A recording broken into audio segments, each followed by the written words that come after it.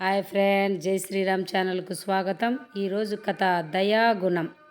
రామయ్యకు నిజాయితీ గల వ్యాపారి అని పేరుంది. ఆయనకు జయంతుడు, వర్ధనుడు, గోపాలుడు అని ముగ్గురు కొడుకులున్నారు. వయసురీత్యా వ్యాపార బాధ్యతలను కొడుకులకు అప్పగించాలనుకున్నాడు రామయ్య. అందుకోసం ఒక పరీక్ష పెట్టాలనుకున్నాడు. ఒకరోజు ముగ్గురు కొడుకులను పిలిచి, నాయనలారా, నా తర్వాత మన వ్యాపారాన్ని, కుటుంబ బాధ్యతలను ఎవరికి అప్పగించాలో నిర్ణయించడానికి మీకు ఒక చిన్న పరీక్ష పెడతాను. ఇందులో మీ బుద్ధి కుశలతను నిరూపించుకోవాలి అన్నాడు. తండ్రి పెట్టే పరీక్షకు ముగ్గురు కొడుకులు సమ్మతించారు.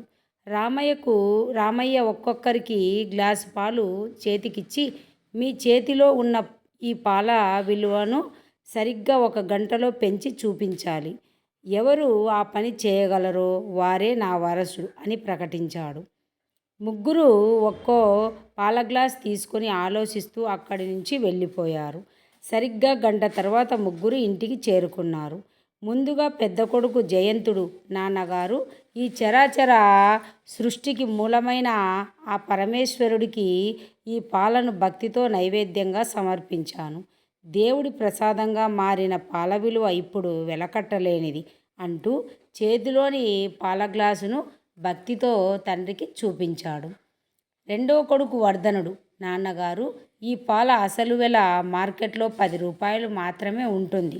కానీ నేను మన వీధి చివర ఉన్న హోటల్కు వెళ్ళి ఇవి చిక్కని గేదె పాలని అబద్ధం చెప్పి 20 రూపాయలకు అమ్మాను.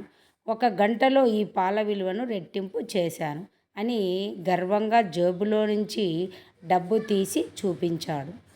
చివరగా చిన్న కొడుకు గోపాలుడు తల దించుకొని, నాన్నగారు, నేను గ్లాస్ పట్టుకొని బయటికి వెళ్ళగానే వీధి అరుగు మీద భిక్షాటన చేస్తూ ఆకలితో అల్లాడిపోతున్న ఒక పిల్లవాడిని చూశాను.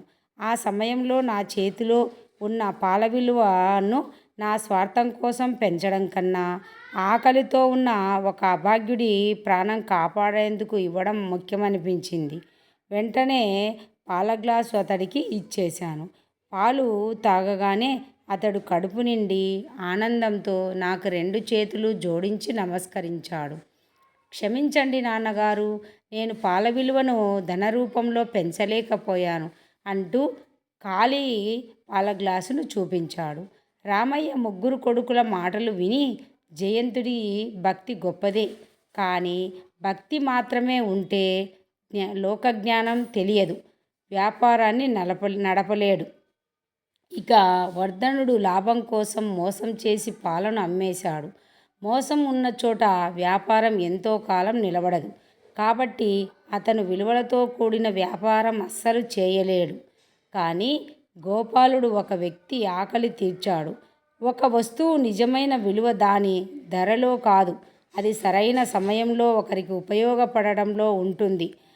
మన కుటుంబ బాధ్యతలు తీసుకోవాలన్నా, సమాజంలో నిజాయితీగా వ్యాపారం చేయాలన్నా పరోపకార గుణం, దయాహృదయం చాలా ముఖ్యం. కాబట్టి చిన్నవాడైన గోపాలుడే నా తరువాతి అన్ని బాధ్యతలను చూసుకోవడానికి అర్హుడు